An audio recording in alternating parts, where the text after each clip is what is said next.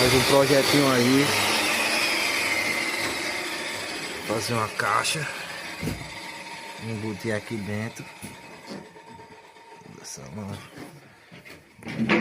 Para lançar esse Bravox.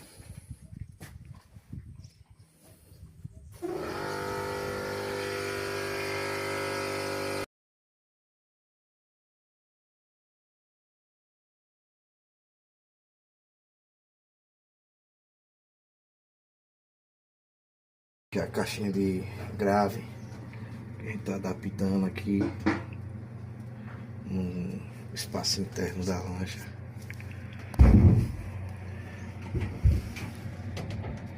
Aqui o modo processador. Vamos ver o que vai dar nesse projeto.